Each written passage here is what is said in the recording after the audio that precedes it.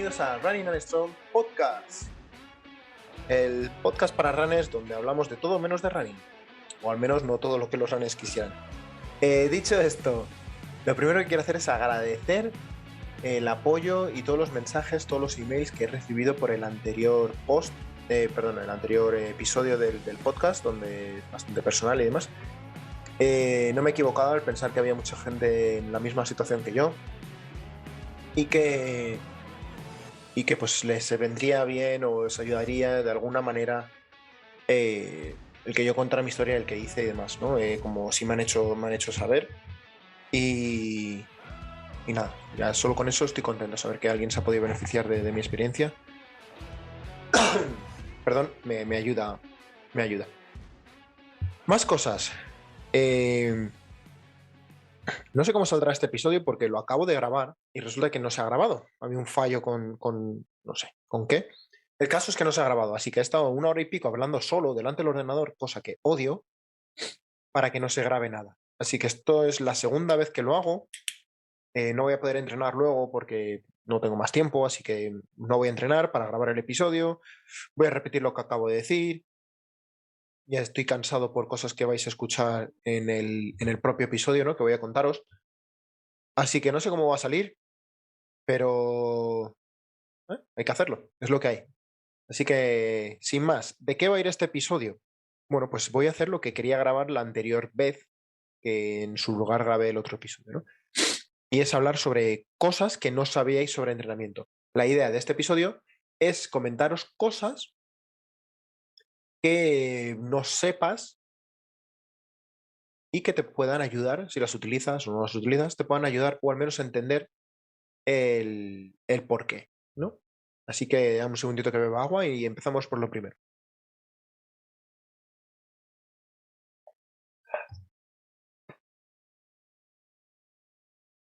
Vale, primer punto del día. En el anterior podcast dije que iba a grabar un episodio sobre por qué las running drills que estás haciendo en el gimnasio no sirven de nada. Y no sirven de nada porque, bueno, hay estudios que dicen, que han demostrado que, por ejemplo, cuando tú corres a un ritmo medio-bajo, el principal estabilizador es el transverso, ¿no? El principal estabilizador del core, del torso, es el transverso. Pero cuando corres a máxima velocidad, cuando haces un sprint, por ejemplo, el máximo estabilizador pasa a ser el recto abdominal, el six-pack. También, cuando estás corriendo a máximas velocidades, resulta que el aductor, ese músculo en la cara interna de la pierna, es un músculo muy importante en esa extensión de pierna, ¿de acuerdo? A la hora de correr. Cosa que no sucede cuando corres a un ritmo medio-bajo. ¿De acuerdo? ¿Qué quiere decir esto? Y estoy seguro que si analizamos movimiento por movimiento, articulación por articulación, nos vamos a encontrar cosas similares. ¿Y esto qué quiere decir? Vale, pues que las running drills que estás haciendo muy seguramente, muy probablemente no tengan una continuidad en mejorar tu técnica de carrera. ¿Por qué? Porque la velocidad de ejecución de las mismas seguramente sean diferente a la velocidad de ejecución de tu carrera en sí. ¿Qué quiere decir esto? Pues que le estás enseñando a tu cuerpo a hacer algo que luego no va a ser replicable, porque cuando tú cambias la velocidad, la activación muscular es diferente. ¿De acuerdo? La activación muscular, cuando vas de X a X velocidad a otra velocidad, es diferente. Cómo tu cuerpo se comporta es diferente. Con lo cual, lo que estás practicando para que sea técnica, realmente no va a salir cuando lo estás haciendo a una velocidad diferente. Esto nos lleva un poco a la idea de que hace a saber Dios cuántos años a alguien se le ocurrió para mejorar la técnica de carrera, lo que hacemos es romperla en partes y la practicamos. No nos vamos a engañar, tiene sentido. En la cabeza, cuando tú lo pones tiene sentido. Bueno, pues hago así, practico esto, voy a hacer que... La realidad, la teoría, la práctica y la tecnología nos ha enseñado que realmente eso no sucede así, porque como hemos dicho, la velocidad afecta a la activación. A menos que se haga todo de la manera exactamente igual, que practiques el gesto a la misma velocidad que lo vas a hacer, lo cual es muy complicado hacer técnica a la misma velocidad que vas a hacer un gesto deportivo, no va a tener la transferencia que creemos que va a tener, ¿de acuerdo? Que lo seguimos haciendo porque es lo que han hecho toda la vida este señor, que fue el primero en empezar a hacerlo, y la gente que entrena con él empezó a hacerlo, y esos a su vez entrenaron a otros y lo han seguido haciendo, etcétera, etcétera, etcétera, y ha llegado así hasta el día de hoy. Y lo seguimos haciendo por el mero hecho de que, como se ha hecho siempre así, pues lo hacemos, ¿vale? Que es una está muy, muy, muy inteligente, ya sabéis que me encanta esa. Em, pues eso, ¿no? Pero yo sinceramente, además, esto hay muchos entrenadores estarán ahora mismo con ganas de pegarme un capón, ¿no? Por lo que estoy diciendo, y estarán diciendo que no tengo ni puta idea de lo que estoy hablando. Pero hay otros muchos entrenadores, lo sé porque hablo con ellos, y yo lo he visto mismamente, en mí mismo incluso, donde estas drills no me han servido para mejorar mi técnica de carrera. Otras intervenciones sí, pero hacer las drills, los ABC, skips, no me ha servido de nada. Y a otra gente que yo conozco tampoco. ¿Quiere decir que es inútil y es absurdo hacer estos running drills? No, no es absurdo y tienen un sentido. No el que tú crees, no te mejora la técnica de carrera, pero lo que sí hace tiene un efecto pliométrico, de pliometría. ¿Qué quiere decir esto? Que mejoras la capacidad elástica de tus músculos y tendones y enseñas o aprendes a utilizar esa energía para correr. Se dice que en corredores élites hasta el 50% de lo que gasta viene de la energía elástica, ¿no? De este ciclo de acortamiento o estiramiento. Quiere decir que cada paso que dan, la mitad de ellos es gratis. ¿Vale? Se produce de esta elasticidad muscular y tendinosa. Cuando hacemos running drills, esto sí se produce. De acuerdo que a impacto unilateral, cierta velocidad o en cierto momento, en cierto ángulo, lleva un componente pliométrico. Y es por eso que las running drills sí que pueden estarte ayudando a correr más rápido o mejorar la carrera sin necesidad de mejorar tu técnica necesariamente. Simplemente lo que está sucediendo es que estás haciéndote más elástico. ¿Qué quiere decir eso? Pues que si cambias tus running drills por ejercicios de pliometría, es muy, muy, muy, muy probable que consigas el mismo efecto. ¿De acuerdo?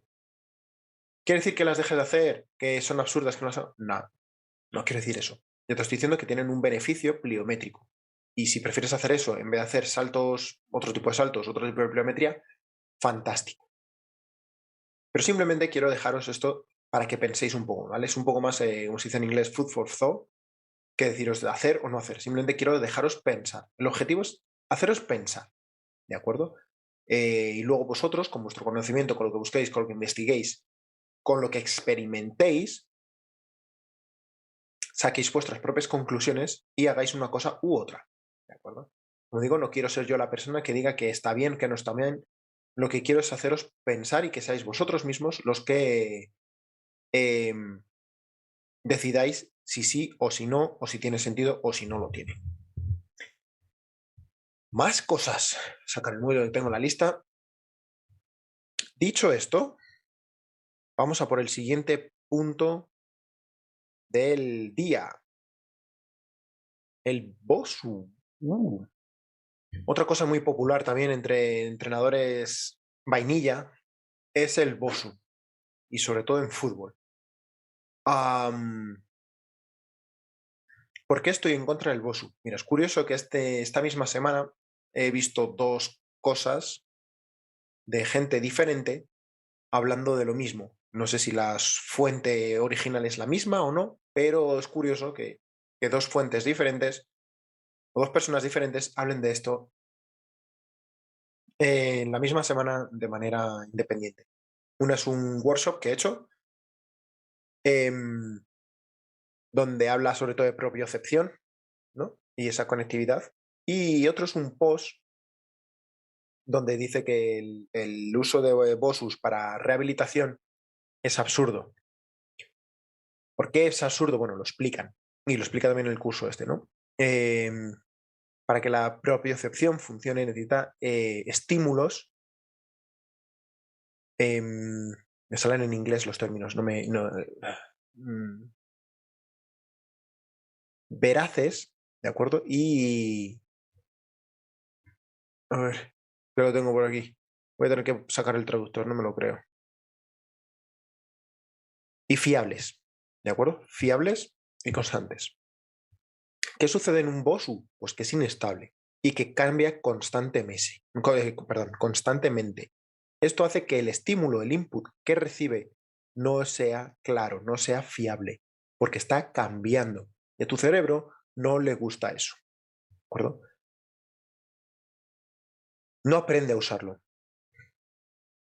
Le tienes que enseñar con inputs fijos y constantes, fiables, que sepa que no va a pasar nada raro, a manejarse en esas situaciones, ¿de acuerdo? Con lo cual, tendrás que enseñarle a trabajar en diferentes ángulos. Otra cosa es que cuando tú trabajas en una superficie inestable, que tu cuerpo está más preocupado en estabilizarse que en producir energía, ¿de acuerdo? Se ve una reducción drástica de la producción de energía, de la fuerza que puedes aplicar. ¿Qué quiere decir esto? Quiere decir, por ejemplo, volviendo al ejemplo del running maratón, Kipchoge es el tío más rápido porque es el tío más potente, que tiene más potencia de todo el circuito. Por kilo, la potencia por kilo que puede poner ese hombre por paso es la más alta del circuito, del panorama del maratón, porque si no, no sería el más rápido. Si hubiera alguien que fuera capaz de aplicar más fuerza en el mismo o menor tiempo y pesar aproximadamente igual o menos, sería más rápido, ¿de acuerdo? Porque al fin y al cabo no deja de ser la potencia. Peso por tiempo por la potencia, ¿de acuerdo? Es muy importante saber y enseñar a vuestro cuerpo a producir máxima fuerza, ¿de acuerdo? Por eso sprinters corren tan poco. Hacen 6 series a lo mejor y fuera, ya está. Porque tienen que ser a un ritmo muy alto, a un ritmo por encima del 90%. Porque si no, no estás aprendiendo, no estás enseñando a tu cuerpo a hacer máximo, a aplicar fuerzas máximas. Lo mismo sucede en powerlifting, lo mismo sucede en weightlifting, en levantamiento olímpico. Es por eso que puedes ver a esas niñas tan pequeñitas de 40, 50 kilos levantando 100 kilos como si nada. ¿De acuerdo? Son súper eficientes a aplicar fuerza en poco tiempo. ¿De acuerdo? Y esto, señores, se hace en superficies estables, no inestables. ¿Quieres utilizar plataformas inestables, etcétera, etcétera, por aplicar un poco de variabilidad a tu entrenamiento? Porque si no te aburres, me parece fantástico. Todos sabemos que el aburrimiento en el entrenamiento es una de las peores cosas que puedan suceder porque no conectas, no aprendes, te desmotivas. Como variabilidad. No siempre, no constante, no que sea la herramienta única que se utilice. ¿Qué sería una herramienta muchísimo más inteligente? Como he puesto esta semana, por ejemplo, un calentamiento especializado en tobillos, el uso de cuñas. Y el uso de cuñas, puedes utilizar una cuña pequeña, hacer sentadillas o lanches, poniendo esas cuñas, tanto la cara interna como la cara externa, como delante como detrás, y pones al tobillo en diferentes posiciones. Y ahí haces ejercicios de fuerza. Puedes hacer con tu propio peso corporal o añadir un peso extra. Puedes hacer isométricos, trabajar X tiempo en una posición. Y a medida que vas haciendo de fuerte y te vas acostumbrando, vas cambiando, vas inclinando más esas cuñas. Vas poniendo más inclinación. De manera que en vez de a lo mejor un 5 grados, 10 grados, 20 grados y acaso en 45 grados. De manera que acabas trabajando en el gimnasio en grados, en inclinaciones, que va a ser prácticamente imposible que te encuentres fuera en la calle, en la montaña. Si tú haces, pero si llegas a ello y te acostumbras a trabajar fuerza en esos ángulos, has ganado la movilidad suficiente para trabajar en ese ángulo y tienes fuerza para estar en esa posición, quiere decir que si tú llegas, estás corriendo en X tiempo, te tuerce el tobillo y llegas a esa posición, tu cuerpo va a ser capaz de salir de ella o de ser lo suficientemente fuerte, tener un tejido suficientemente resistente para que no se lesione, no se dé de sí, porque está acostumbrado, lo has acostumbrado durante estos meses a trabajar en esos ángulos, ¿de acuerdo? Y lo mismo puede suceder incluso en diferentes. Puedes poner en la cara interna del pie una cuña donde en el dedo gordo y luego en el talón, en la parte trasera, una cuña en la zona de fuera. De manera que trabajes esa torsión también. En un lado estás inclinado por un lado y en la parte trasera estás inclinado por el otro. Porque esto puede suceder también en trail running, donde puedes pisar una piedra que está hacia un lado y la otra está hacia otro. ¿De acuerdo? Entonces también trabajas esa torsión. Y eso es entrenable en el gimnasio. Y ahí puedes, en esa posición, puedes enseñar a tu cuerpo a aplicar fuerza máxima, ¿vale? A producir fuerza en esa posición. No de manera inestable, donde estamos preocupados de no caerse, de no lesionarse, de no hacer daño, que de producir fuerza y salir de ella, ¿de acuerdo? Así que, bueno, ese es mi punto contra el BOSU. ¿Quieres añadirlo para no aburrirte de vez en cuando o hacer un ejercicio tal? Fantástico. Pero que sepáis que nuestro cerebro lo que quiere es información fiable, ¿de acuerdo? Para aprender a ponerse a trabajar en diferentes posturas. De que no os creáis que porque hacer eso va a enseñar a tu cuerpo a estabilizar cuando la superficie es inestable. Bueno, tiene que aprender a trabajar en esos rangos de manera independiente y luego él lo pone ya junto todo. Es como si quisierais enseñarles a leer a un niño sin haberle enseñado primero a leer sílabas, ¿vale? A poner las sílabas o leer qué letras cada una de ellas, ¿vale? Es demasiada información junta y no va a salir. Tienes que enseñarle, pues digamos, un ángulo es la letra L y le enseñas la L con todas las vocales. Un poquito más, pues le estás dando ahora la M. Ahora ya puede hacer palabras de dos de sílabas, lama, por ejemplo, mala, etcétera, etcétera, ¿no? Y así, contra más inclinación, más letras le estás dando. Cuando ya tienes todo el vocabulario, ahí sí le puedes enseñar a leer frases. ¿De acuerdo? Creo que así queda un poco más claro. Espero. Dicho esto, vamos a enlazar con la siguiente cosa que no se habla nunca y es la más importante del entrenamiento y es la intención. Y dentro de la intención lo quiero separar en dos aspectos. Primer aspecto de la intención es cuando estás haciendo un ejercicio, poner el máximo atención a ella. ¿De acuerdo? Si estás haciendo sentadillas, tener el máximo atención a la sentadilla, a producir esa fuerza de la que estamos hablando, a qué sientes, a dónde se te va tu cadera, a estar en ese momento. ¿De acuerdo? Si estás haciendo cool de isquios, tienes que sentir el isquio. ¿Vale? ¿Con qué intención lo haces? Porque yo veo mucha gente que va al gimnasio, la mayoría de eso, y van ahí y están ahí, mira, pensando en saber Dios qué, y haciendo los ejercicios de manera que no están ahí, ¿vale? Se están moviendo porque se están moviendo, pero desde luego su cabeza no está ahí. La intención es fundamental, porque si no existe esa desconexión entre el cuerpo y la mente. Si tu mente no está donde está tu cuerpo, no está aprendiéndolo, ¿de acuerdo? No estás generando las mejoras, la coordinación y la propiocepción necesarias para aprender ese ejercicio, para que ese ejercicio tenga algo de correspondencia luego a tu deporte, en este caso la carrera. Y dentro de la intención, quiero hablaros de un concepto que es el de la aceleración máxima, o el movimiento, el mover algo a la máxima velocidad, con la máxima intención. ¿De acuerdo? Ese concepto en inglés se llama compensatory acceleration, ¿vale? Y consiste, imaginaros, por ejemplo, esto es muy fácil de ver, muy visual, con un golpeo de golf, con un swing de golf. Cargas atrás, todo el golpeo. Imaginaros que pararais justo cuando llegáis a la bola, que intentaréis frenar, ¡pum! Y no siguierais hacia adelante, ¿de acuerdo? Vale, pues esto es lo que sucede cuando tú estás haciendo sentadillas, cuando tú estás haciendo un press de banca, cuando tú estás haciendo cualquier ejercicio en el gimnasio, esto es lo que sucede. Tú cuando llegas al final, cuando estás llegando al final, vas frenando, ¡pum! Y resulta que vas frenando. La idea, la intención del compensatory acceleration es hacerlo lo más rápido posible, lo más potente posible, como si quisieras pegarle un puñetazo al cielo. Pero no pararte justo donde está tu articulación, es arriba, ¿vale? ¿Qué consigues con eso? Máxima potencia y una aceleración máxima, ¿de acuerdo? Porque si tú vas frenando, sabes que tienes que ir hasta ahí arriba y antes de llegar ya estás frenando porque obviamente no crees que se te salga el brazo o lo que sea, X, no se te va a salir. Vas a producir mucha menos fuerza. Como el swing de golf, volvemos a lo mismo, es un ejemplo muy claro y muy visual. golpeas y sigues continuando hasta básicamente pasar el palo por detrás tuyo otra vez. No hace casi 360 grados.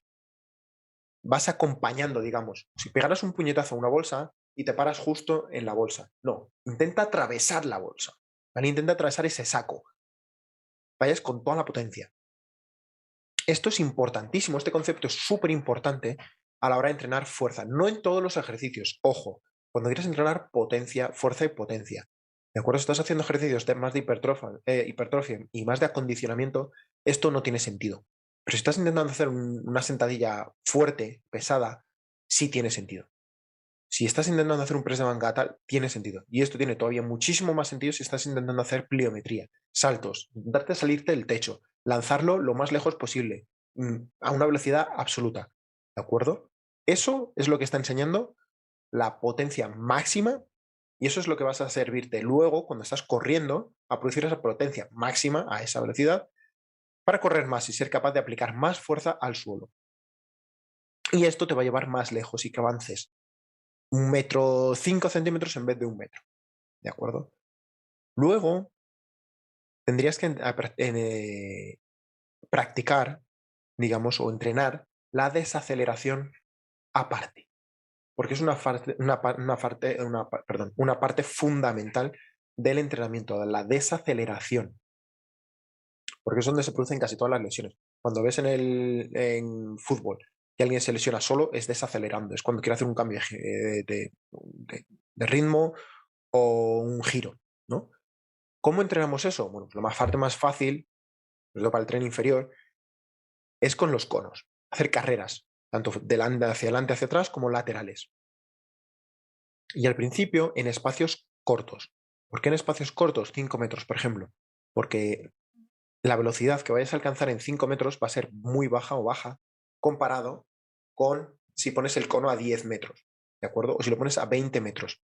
A velocidades más bajas no es lo mismo frenar cuando vas en el coche a 120 que frenar cuando vas a 30, ¿verdad? Su cuerpo humano es exactamente igual. Enséñale a frenar y que sea muy eficiente cuando vas a 30 y poquito a poco le enseñas a frenar cuando estás a 50. Y luego cuando vas a 60 y luego a 70 y luego a 100 y luego a 200, digamos, ¿no? Entonces, aplicamos primero una distancia de conos baja, entre 5 metros, y lo que hacemos al principio son pocas repeticiones igual, porque es un ejercicio muy estresante, esa desaceleración es muy estresante. Hacemos lo que sea, 5 rondas, y poco a poco vamos aumentando hasta hacer 10 rondas. Cuando llegas a hacer 10 rondas, pones el cono un poco más lejos y vuelves otra vez a hacer 5. Luego 6, 7, 8, 9, 10 rondas. Otra vez, el cono un poquito más lejos. Vuelvo a 5, etcétera, etcétera, hasta que puedes llegar a una velocidad prácticamente máxima y enseñas tu cuerpo a desacelerar de esa manera. Tanto hacia adelante, como hacia atrás, como hacia los lados. Eso va a producir resistencia tendinosa, va a enseñar al cuerpo a frenar y te va a hacer muchísimo, muchísimo, muchísimo más resistente a lesiones, ¿de acuerdo? Ya que es un ejercicio fabuloso para los tendones y para las fascias.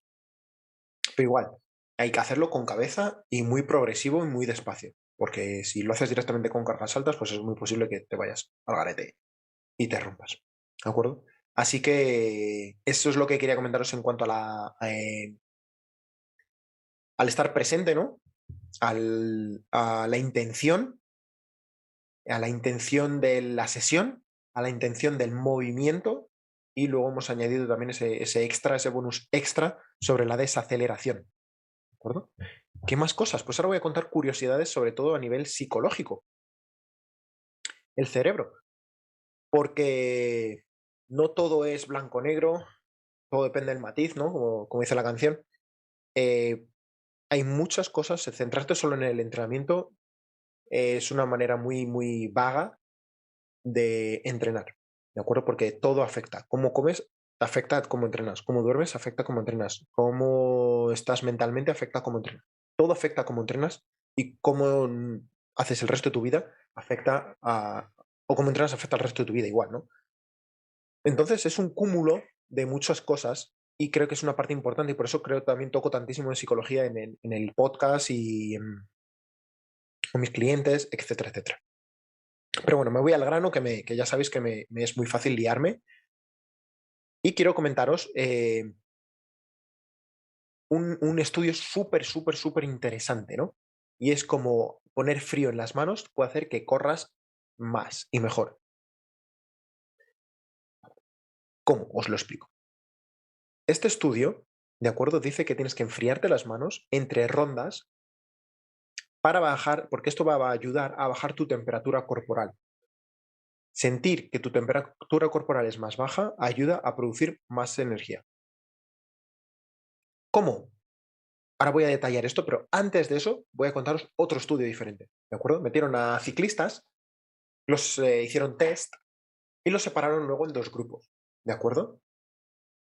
A uno lo pusieron la temperatura de la habitación por debajo, o un medidor que ponía una temperatura por debajo de la real, digamos, si estaban a 20 grados ponían 18, y en el otro al revés, ponían una temperatura superior a la real, ¿vale? Digamos, si estaban a 20 ponían 22. Y les pusieron a hacer un ritmo X, supuestamente era el que podían marcar por tanto tiempo ya que les habían hecho testeado antes, ¿de acuerdo? O sea, todo el mundo iba a X porcentaje de tanto. La gracia fue que el grupo que se supone que estaba en una habitación más fría, quote unquote, comillas, porque las dos están a la misma temperatura, recordar, rindió entre un 15 y un 20% más que los que estaban en la habitación más caliente, que también estaba a 20 grados, ¿no? Recuerdo, otra vez, matizo, las dos habitaciones están a 20 grados. Ellos creen que una está más fría que la otra porque les han engañado con el termostato, pero las dos están a la misma temperatura. Pero eso es suficiente para engañar a nuestro cerebro y que rinda menos, ¿de acuerdo? Esto afecta tanto de manera psicológica como de manera física y fisiológica. ¿Qué quiere decir? Que la temperatura afecta de manera real a lo que puedas correr. Es como cuando corres en invierno, no es lo mismo que correr en pleno verano, 40 grados, ¿no? De hecho, la mejor temperatura para correr running, si no lo sabes, es en torno a 10 grados. 9-10 grados se estima que es la temperatura ideal para, para la carrera. Pero bueno, ¿por qué esto es muy importante? Bueno, pues porque cuando tú estás haciendo sobre todo series en temperaturas relativamente alta, ¿de acuerdo?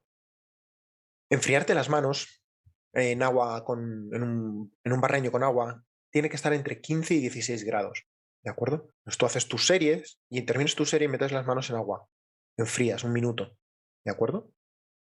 Descansas, vuelves otra vez a hacer otra serie, vuelves a enfriarte las manos, vuelves a hacer otra serie, vuelves a enfriarte las manos. Esto consigue que bajes tu temperatura corporal casi 1 grado entre series. Eso va a permitir que no alcances ese sobrecalentamiento y que te permita poner más series o más esfuerzo entre las mismas series. ¿De acuerdo? En los experimentos que se han hecho varios, ¿no? Con sprints, con dominadas, con press de banca, ¿de acuerdo? Y el rendimiento es en torno al 16% más, ¿de acuerdo? Haciendo esto puedes hacer un 16% más, tanto en calidad como en cantidad. ¿De acuerdo? Cuando haces series, los de carrera pudieron mantener el ritmo durante más series. ¿De acuerdo? ¿Qué quiere decir esto? Pues que puedes entrenar más. Ojo, entrenar más no quiere decir tampoco sinónimo de mejorar más, ya que solo mejoras lo que te puedas recuperar. ¿De acuerdo? Si tu límite de recuperación por X son 7 rondas, que hagas 10 no te va a servir de nada porque estás excediendo tu capacidad de recuperación, ¿de acuerdo? Pero con el tiempo sí que a lo mejor puedes llegar a ello. Lo importante es que si antes hacías 7 rondas, sigue haciendo 7 rondas, pero con este protocolo lo que va a hacer es que esas rondas tengan mayor calidad, ¿de acuerdo? Y sean mejor. Y si a lo mejor te ibas muy justo, te ibas un poco del tiempo que tenías que hacer en las series, a lo mejor enfriándote la palma de las manos consigues mantenerlo. ¿Vale? Esto es súper importante tanto en carrera como en fuerza. Y esto va a ser muy difícil que lo hagas cuando estás saliendo a correr por ahí, ¿de acuerdo? Es más fácil cuando estás corriendo en pista o si estás en el gimnasio con un entrenador o X, ¿no? O entrenas incluso en tu casa, ¿vale? Hace mucho calor en tu casa y tomas un barreño con un termómetro, el agua a 15-16 grados, ¿de acuerdo? Aproximadamente. Tienes hielo, tienes agua, regúlalo tú ahí. Esto va a hacer que trabajes mucho mejor. Es muy importante para el trabajo de fuerza y de potencia, ¿de acuerdo?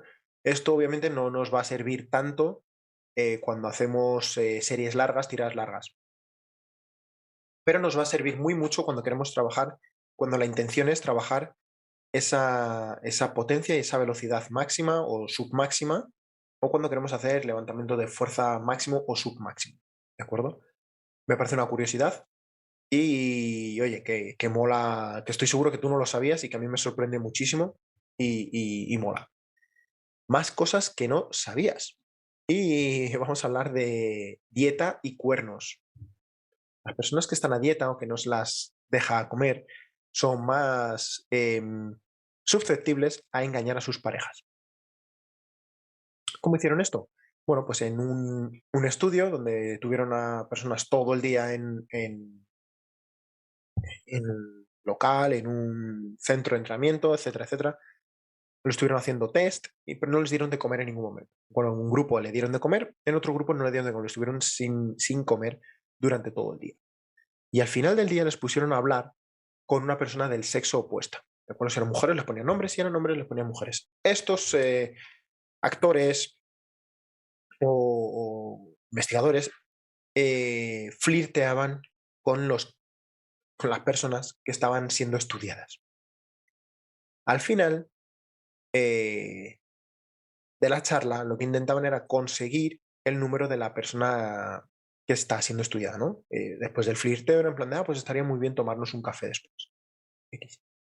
Las personas, el grupo al que había sido negada la comida o estaban a dieta, digamos, era mucho más susceptible de dar el número de teléfono para irse con esa persona que las personas que no estaban a dieta o que, no les, había, o que les habían permitido comer. ¿De acuerdo? Se ha hecho con las dos. Personas que estaban a dieta, que están restringidas calóricamente durante semanas y personas que no se les dejaron comer en el día. Ambas con resultados muy, muy, muy parecidos. ¿Qué quiere decir esto? Que la sensación de hambre es cansada para nuestro cuerpo. Resistirse a comer, el pensar en comida y no poder, etcétera, etcétera, todo eso afecta y merma nuestra capacidad de decisión y nuestra resistencia. ¿De acuerdo? Eh, otro estudio, para que esto refleja muy bien, se separa en dos grupos a personas. Se les dio un test imposibles, ¿de acuerdo? Que no tenían solución o que eran muy, muy, muy, muy, muy, muy, muy, muy, muy difícil. Y lo que se hizo fue a un grupo le metieron una bandeja de galletas recién horneadas, de estas que huelen maravillosas y todo el mundo se nos abre la boca y el apetito. Y les dijeron, chicos, ahí tenéis unas galletas, comer las que queráis, sin problema. Al otro grupo les metieron las mismas galletas, pero cuando las dejaron dijeron, chicos, han dejado esto aquí, se han equivocado porque nosotros no hemos pedido nada, así que por favor no las toquéis porque se las van a tener que llevar ahora. Pero dejaron las galletas en la habitación, con ese olor tan maravilloso a galleta de chocolate buena recién hecha casera. Vale, pues el tiempo, de acuerdo, estimado, o el grupo que les dejaron comer galletas fue de 10 minutos más, la media, que el grupo al que no le dejaron comer galletas. ¿Qué quiere decir esto? Pues no fue el azúcar de las galletas el que impulsó que, que pudieran estar más tiempo intentando resolver los puzzles estos imposibles. No, es el resistirte a querer hacer algo que quieres hacer. O sea, el hacer algo que quieres hacer. El resistirte, el tener que resistirte, el querer irte a comer esa galleta porque te lo está activando, tu cerebro te está mandando, oye, eso huele muy bien, vamos a por ella. Tú no puedo porque no es nuestro, no nos dejan. Eso cansa, eso merma a tu cerebro. ¿De acuerdo? Con lo cual, cuando tienes que hacer una tarea difícil, cuando requiere esfuerzo mental, va a ser mucho más probable que te rindas antes. ¿De acuerdo? Todo esto es súper interesante saberlo porque tienes que plantearte, esto afecta realmente cómo organizas tu vida. ¿De acuerdo? Si tú sabes que tienes que hacer una tarea súper, súper, súper compleja, un entrenamiento súper complejo, intenta ir en la mejor situación posible, ¿de acuerdo? Intenta ir bien comido, no por el mero hecho de que la comida vaya a... tenemos energía suficiente, nuestro cerebro funciona súper bien sin ello, ¿no? Pero eso va a hacer que nuestro cerebro está más tranquilo, más descansado, porque no ha tenido que estar resistiendo ninguna tentación. Otra cosa, también, por ejemplo, es el tema de toma de decisiones. Digamos que tenemos X número de decisiones al día, ¿De acuerdo? Es por eso que Steve Jobs, Mark Zuckerberg, Albert Einstein, todos iban vestidos igual siempre. Los ves siempre van vestidos igual. ¿Por qué? Es, están retirando decisiones absurdas en su día a día. ¿De acuerdo? Elon Musk también. Me acuerdo gente que come todos los días lo mismo, que no se plantea, me lo pones, ¿por qué? Porque la persona que llega por la mañana, se levanta y saca 3 outfits, los pone en la cama de qué me pongo, qué me pongo, qué me pongo, aunque sea absurdo, ¿de acuerdo? Esa toma de decisiones para tu cerebro es tan importante como que en qué acciones tengo que invertir, qué empresa tengo que poner mi dinero, ¿de acuerdo? Son decisiones.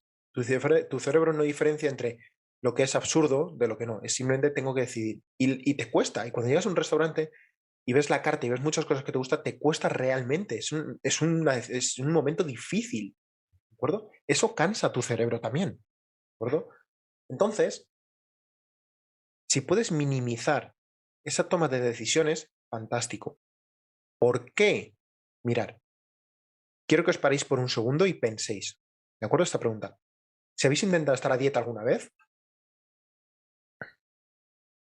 ¿cuándo la habéis estropeado? ¿En el desayuno, en la comida o en la cena? Pensarlo. Me juego el cuello a que la mayoría de vosotros me dice que en la tarde-noche. ¿Creéis que es casualidad? ¿O puede ser porque es cuando ya estáis cansados de todo el día? Vuestra voluntad, vuestra fuerza de voluntad, para cuando llega la última hora del día, está mermada, está cansada. No está directamente muchas veces. Lo hemos fatigado, lo hemos cansado, lo hemos agotado en el día a día, del trabajo, de la familia, de las decisiones tontas, del entrenamiento. Entonces, si tú sabes que ahí vas a fallar, cuanto más organizado te lo tengas, tu cena, que sepas que la tengas hecha, que no tengas que ir a comprarla, si puedes quedar, si puedes elegir entre quedar a cenar, quedar a comer, queda a comer, porque va a ser mucho más posible que hagas una mejor opción de comida que de cena, etcétera, etcétera. Pero si puedes programar todo eso en tu vida y alinearlo con tus objetivos, va a ser que cumplir esos objetivos sea mucho más fácil que si no lo hicieras. ¿De acuerdo? Que si lo dejaras todo de manera aleatoria. ¿Vale? No quiere decir que controles todo y que te conviertas en un robot, que no. No. Pero quiere decir que todas esas cosas importan. ¿De acuerdo? Y que si quieres conseguir algo en X tiempo, va a ser más posible que tal. Lo mismo los entrenamientos. Mucho más posible que te levantes y vayas a entrenar antes de ir a trabajar que después de ir a trabajar. Porque si estás cansado, estás fatigado, no vas a tener la energía mental suficiente para decir, venga, voy.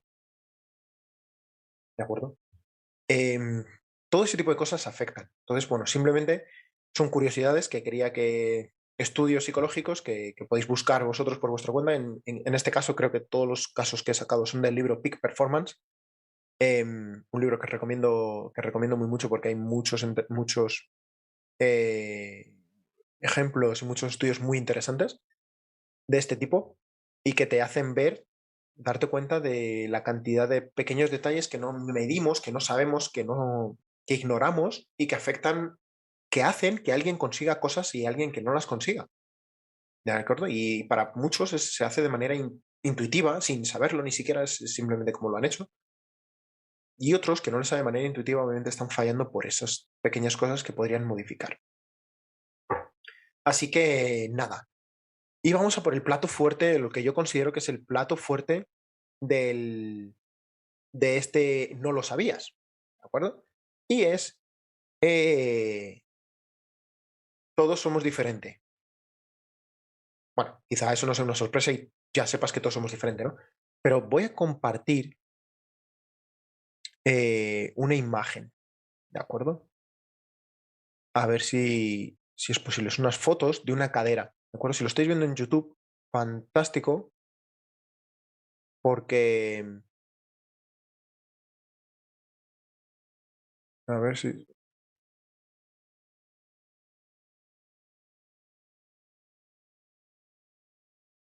Vale.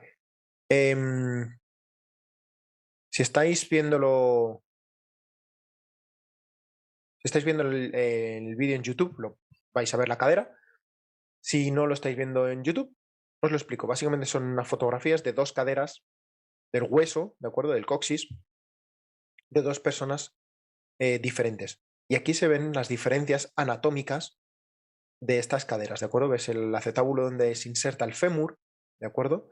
Es diferente. En uno está desplazado hacia adelante, en otro está un poco más lateral. Uno es más grande que otro, etcétera, etcétera. ¿De acuerdo? Entonces, ¿qué quiere decir esto? Bueno, pues que esto va a afectar cómo tú hagas sentadillas. Esto va a afectar cómo tú hagas eh, peso muerto. Esto va a afectar a si tienes problemas de cadera cuando corres o no. ¿De acuerdo? Todo esto son diferencias anatómicas que no puedes elegir y que existen entre personas. Pero es que no solo entre personas. Es que lo más gracioso es que existe también en la misma persona, en la cadera. Ahora mismo igual, lo mismo. Si estáis viendo la imagen, se ve claramente cómo no está recto, ¿veis? Aquí hay mucha más distancia entre la goma y este punto de aquí hay más altura que de aquí. Digamos, llamémoslo aleta para que lo entendáis todo, ¿no? El de la cadera, parte de sobre que sale fuera, está más abierta que esta. Vemos que que no es recto, que cambia, que tira, que gira como hacia un lado, ¿de acuerdo? Y está lo mismo, no son simétricas. Entonces es posible que tú cuando hagas sentadilla, incluso, eh, vayas, que cuando te hagas sentadilla tengas que poner una pierna un poco torcida y la otra no, porque realmente en tu cadera está torcida. Entonces son pequeñas cosas a tener en cuenta. Son pequeñas cosas a tener en cuenta de que no todos vamos a hacer la misma sentadilla, no todos vamos a hacer peso muerto y no todos vamos a correr de la misma forma. Tienes que probar qué funciona para ti. Tienes que probar una sentadilla muy ancha con las punteras hacia afuera. Tienes que probar una sentadilla muy ancha con las punteras hacia adentro. Tienes que hacer una sentadilla media. eh, Jugar de diferentes posiciones y ver en la que tú te sientes más cómodo y puedes tener la mejor movilidad posible. Y fiarte y confiar en tu cuerpo y en tus sensaciones. Porque los entrenadores no tenemos rayos X y no podemos ver con detalle cómo hemos visto estas caderas. ¿De acuerdo? Se pueden hacer ciertos test, sí, pero es que el mejor test al final es que te muevas, pruebes diferentes formas y veas con la que tú te sientes más cómodo. ¿De acuerdo? Uno de los motivos por el que no me gusta la sentadilla con barra, hice ese pose y demás, y se me echó el mundo del entrenamiento encima, es porque afecta cómo hagas sentadilla. A lo mejor tú puedes hacer una sentadilla normal, de verdad, pero en el momento que tú te pones una barra en la espalda, resulta que no tienes la estabilidad de mm, torso necesaria, la movilidad torácica suficiente. Y eso hace que no puedas hacer una sentadilla al fondo. En cambio, si por ejemplo te ponen un goblet squat con el peso adelante o una sandbag, donde el peso va más abajo y te puedes agarrar y te puedes posicionar mejor, el centro de gravedad baja, el torso consigue una mejor posición porque al conectar con los brazos con la bolsa, con el saco, activas mejor la espalda y eso da más estabilidad, con lo cual más estabilidad permite mayor movilidad. Puedes llegar a hacer una sentadilla profunda cuando a lo mejor con una barra no podías, te hacía daño o no te sentías nada cómodo. Entonces, al fin y al cabo, el ejercicio en sí es para trabajar músculos X. Lo puedes hacer de mil maneras, no hace falta hacerlo de una manera. Os voy a poner el ejemplo real mío cuando me saqué el título de entrenador personal. Y ahí, cuando te sacas el título, etcétera, etcétera, y en miles de libros te dicen que en una sentadilla y un peso muerto tiene que ser así, así, así, así, y todos tenemos que hacerlo así, así, así y así. Mentira. Mentira porque todos somos diferentes. Cuando yo intenté hacer peso muerto, como decía en los libros, con las piernas anchura a los hombros, pies mirando hacia adelante, etcétera, etcétera, yo me estanqué, estuve meses estancado y no mejoraba y no mejoraba y no mejoraba y me molestaba y estaba incómodo. Y hasta un día que vi un vídeo de Brian Shawn, Strongman, En aquel momento era el hombre más fuerte del mundo, donde hace una sentadilla muy ancha, las piernas muy separadas, las manos van muy fuera. Y, joder, este tío es el tío más fuerte del mundo y lo hace así. Y levanta más de 400 kilos. Voy a probar. Y mágicamente pasé de 20 kilos por encima. Lo que no podía hacer hasta entonces, y no recuerdo bien los números, pero si podía hacer hasta 120, o sea, hasta 140 kilos, hice 160. Y si podía hacer 160, hice 180. De golpe, simplemente ajustando la anchura de las piernas. Porque no, porque estaba intentando hacerlo de una manera en la que anatómicamente yo no era óptimo. ¿De acuerdo? Entonces, ¿qué quiero decir con esto? Que pruebes, que hagas, que ensayes. Porque además, el cuerpo es una máquina. No sé si estáis relacionados con el término, con la terapia ocupacional. ¿Vale? Terapia ocupacional son generalmente fisioterapeutas que trabajan o se especializan con personas que tienen, por ejemplo, trabajan en una fábrica y siempre tienen el mismo movimiento, mismo golpeo, mismo tono, mismo trabajo. Eso, como las piezas de un coche, al fin y al cabo, el cuerpo humano, produce un desgaste y unas descompensaciones. ¿De acuerdo? Y estas personas, si siempre haces el mismo movimiento, siempre haces el mismo movimiento, siempre haces el mismo movimiento, el mismo tejido va a sufrir un desgaste. En cambio, si haces pequeñas alteraciones, pequeños movimientos, etcétera, etcétera, hace que, como hemos visto al principio del podcast, hemos escuchado al principio del podcast, que simplemente el cambio de velocidad afecta cómo activas el músculo. Eso va a afectar cómo te vayas a mover. Que pongas el pie un poco más dentro, un poco más fuera, va a afectar quién reciba el impacto y quién no. O quién lo absorba y quién no.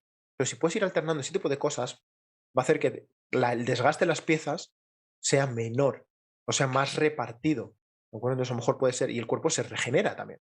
Entonces, si tú haces, por ejemplo, 8 semanas, o 6 semanas, o 4 semanas de un ejercicio X, y luego cambias a otro ejercicio, le das tiempo a tu cuerpo a generar o a regenerar esas partes que has estresado durante ese tiempo, porque ahora estás estresando otras que se parecen, pero ya es diferente. ¿De acuerdo? De hecho, hay estudios que dicen que las personas que utilizan 2, 3 zapatillas de manera normal en sus entrenamientos, que cambian las zapatillas, se lesionan menos que las personas que siempre corren con las mismas zapatillas.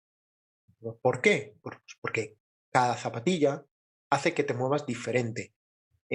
Una zapatilla, y si veis, esto mola un montón, que podéis buscarlo, vídeos sobre análisis de pisada, descalzos, con zapatilla minimalista, con zapatilla maximalista, y dentro de estas maximalistas incluso con diferentes tipos de zapatilla, ¿no? Con unas de una marca, con otras de otra, con unas con más espuma, con unas menos espuma, con más drop, menos drop, ¿vale? Todo esto hace que pises y que hagas cosas diferentes y que tu musculatura trabaje de manera diferente. ¿De acuerdo? Entonces es muy importante para tener ese concepto de antifrágil que intento vender de manera constante, que hagas cosas diferentes y enseñes a tu cuerpo a trabajar en diferentes posiciones y te hagas fuerte en diferentes posiciones. ¿De acuerdo? Que no siempre hagas lo mismo. Que si haces sentadilla, que pruebes diferentes tipos de sentadilla y la vayas cambiando, la vayas rotando. Peso muerto, pues lo mismo. Que cambies entre un peso muerto rumano con un peso de sumo, con un modificado sumo, con un convencional, con un rack pull, etcétera, etcétera. Y vayas rotando y vayas cambiando ejercicios. ¿Cómo activas la musculatura? Es muy parecido. Los músculos que utilizas son muy parecidos, pero es diferente todo. ¿De acuerdo? Las zapatillas, por lo mismo, rótalas. Y busca, explora dónde te sientes más cómodo y cómo. Y no dejes que nadie te diga cómo tienes que hacer una sentadilla o un tal, porque, como digo, todos tenemos cuerpos diferentes y todos vamos a hacerlo de manera diferente. De hecho, si coges a los 3 mejores powerlifters del mundo, es muy posible que tengan sentadillas diferentes. O tú vas a un campeonato de powerlifting o de weightlifting y vas a ver que cada uno lo hace de manera diferente. Y todos están al más alto nivel. Pero todos lo hacen diferente porque tienen anatomías diferentes. Esta semana he hecho un análisis de una chica haciendo sentadilla y tiene las piernas muy largas y el torso muy corto. ¿Vale? La particularidad de este tipo de personas es que va a tener que doblarse como un acordeón, mucho. ¿vale? Van a tener que doblarse mucho, echarse muy hacia adelante, la espalda y demás. Porque si no hicieran eso, la barra se les saldría del centro de gravedad. Y eso, pues, básicamente les tiraría al suelo, por delante o por detrás, o les haría que alguna otra parte del cuerpo tuviera que forzar para mantenerse en esa línea y no fueran capaces de mantener o de mover ese peso. En cambio, yo, que tengo las piernas cortas y el torso largo, y sobre todo el fémur corto, hace que yo pueda tener una verticalidad muchísimo mayor, muchísimo más fácil. Puedo hacer la típica sentadilla de powerlifter, perdón, de levantamiento olímpico, donde se mantiene el pecho muy alto y demás, porque anatómicamente me encaja, ¿no? Entonces, claro, tú ves vídeos de personas que ves eso y todo se dice en todos los sitios que esa es la sentadilla perfecta y eso es ideal y eso es a lo que todo el mundo debe aspirar, cuando la realidad no es esa. Que depende de qué tipo tengas de cuerpo, tendrás que hacer un tipo u otro, ¿de acuerdo? Así que nada, hasta aquí el podcast de curiosidades sobre entrenamiento, sobre el ejercicio que no sabías. Espero haberte aportado algo nuevo que no, pues eso, que no supieras y que por lo menos te haya dejado pensando, ¿vale? Que al fin y al cabo es lo más importante, no que te diga qué tienes que hacer, sino que te deje pensando y que te den ganas de explorarlo y de investigar, ¿vale? Porque ahí es cuando vas a aprender de verdad. Por mi parte, deciros que estoy haciendo asesorías. ¿Qué es la asesoría? Bueno, pues la asesoría es, tú me llamas, tenemos una entrevista de 30 minutos. Antes de eso me has enviado unos tests y demás que te envío yo previamente. Hablamos sobre tus objetivos y en base a lo que tú me cuentes en esos tests y en ese formulario, te recomiendo un tipo de ejercicios o un programa u otro programa, ¿de acuerdo? En base a tus objetivos y a lo que yo veo que tienes, que te falta o que cosas que hagas bien, ¿no? ¿Por qué? Bueno, pues es muy fácil, porque muchas veces la gente no sabes qué hacer, no sabes por dónde llegar, estás bloqueado, no sabes cómo progresar en un programa o tienes una carrera y no sabes realmente cómo afrontarla. O siempre te lesionas de los mismos, aunque no te lesiones, pero siempre tienes las mismas molestias, ¿no? Es importante que hables con un profesional que sepa de lo que haya ya trabajado con gente que haya tenido un problema parecido a ti, por ejemplo, y te dé las pistas a trabajar. Me llamas, visto lo que hablamos de tu historial, y en base a eso te hago unas recomendaciones, ¿de acuerdo? Te vas a llevar siempre trabajo a casa. Pueden ser 3 semanas, pueden ser 6 meses, pueden ser incluso 12 meses, ¿de acuerdo? Dependiendo de tus necesidades en ese momento, siempre te vas a llevar trabajo a casa para que hagas y para intentar mejorar, ¿de acuerdo? ¿Tienes dudas sobre qué hacer, qué no hacer? Lo mismo, la asesoría. Estás haciendo un programa, pero no estás 100% seguro de que funcione para ti? Lo mismo, me envías el programa, lo consultamos y lo vemos, porque podemos a lo mejor, el programa es casi perfecto y solo hay que tocarle un par de cosas para que se adapte 100% a tus necesidades y a tus objetivos, ¿de acuerdo? ¿Por qué es la mejor manera de gastar tu dinero? Pues es fácil, porque solo pagas por las llamadas que haces. Simple. Contratas estos 30 minutos, hablamos y no pagas más. Tú te llevas el trabajo a casa y tú haces todo. Eso sí, no tienes seguimiento ninguno, ¿de acuerdo? Tú eres el responsable de que se haga y de cómo se hace, ¿de acuerdo? No vas a tener ese feedback por mi parte, ¿vale? Eso sería otro servicio, sería el entrenamiento personal, que también hago, y si os interesa cualquiera de los dos servicios, tanto la asesoría como el entrenamiento personal, me podéis escribir en Instagram o en info@therunningcamp.es y te mandaré toda la información al respecto de los servicios que ofrezco. Así que sin más, chicos, me despido de vosotros. Un saludo grande, feliz running, adiós.